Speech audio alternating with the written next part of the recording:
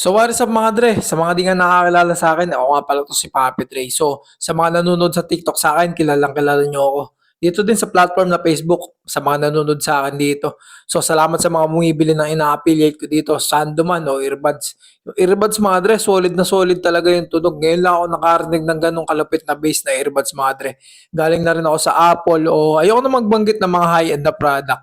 Galing na rin ako sa mga high-end na product mga dre. Pero nung nabili ko yon sa murang-murang halaga, solid na solid yung tunog. So kung gusto nyo matesting, i-attach ko na lang dito yung link. Tapatan nyo na sale para murang-mura nyo lang makuha. Mura na nga, mapapamura pa kayo talaga, madre. So welcome nga sa day 25 ng aking fitness journey in 100 days. So yun na nga madre, para sa kaalaman nyo nakaka 25 days na nga ako. Target ko maging 100 days yung workout ko dito na pinopost sa FB ko man o sa kahit sa ang social media account ko. So natatawa nga ako noong una mga dre kasi pinagtatawanan nila ako about sa fitness content ko daw.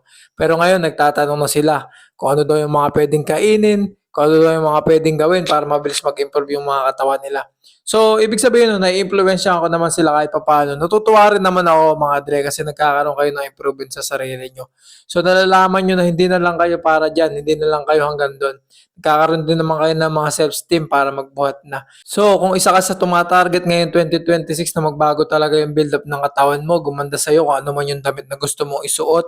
So, baka naman time mo na para magbuhat.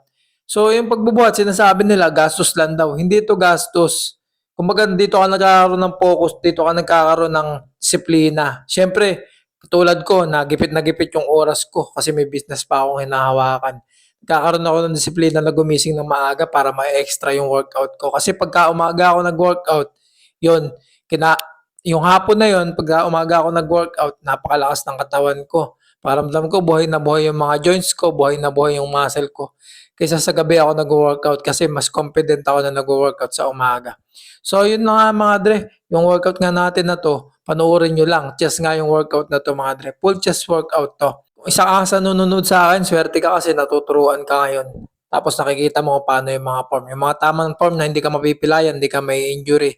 Kasi kami noon, nung nagsisimula pa lang kami, pinapanood lang namin kung sino yung gagayahan namin ng mga workout. Kaya wala talaga kami sa proper program.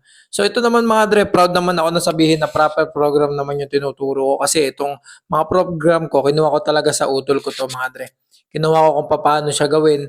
Tapos nagpasama pa ako sa kanya kung paano i-perform. So mga dre, yung sa mga di nakakilala sa akin, yung utol ko, coach yan mga dre. Coach siya about fitness. Kung gusto mong maging mapayat, gusto mong maging mataba o chubby, kayang-kaya niyan, kaya niyang hulmahin yung katawan mo basta sumunod ka lang.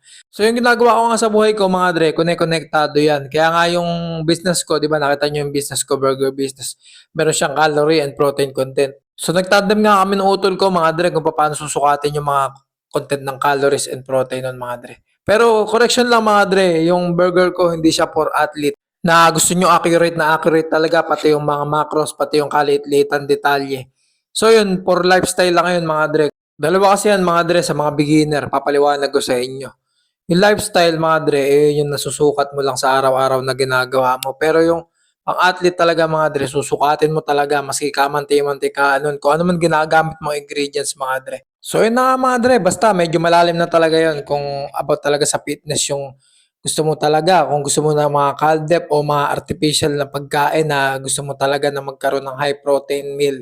Yun mga dre, kumonsulta ka dito sa utol ko. So, ko-comment ko na lang dito kung sino siya mga dre. So, makikita nyo naman, coach talaga siya mga dre na isang gym instructor mga dre.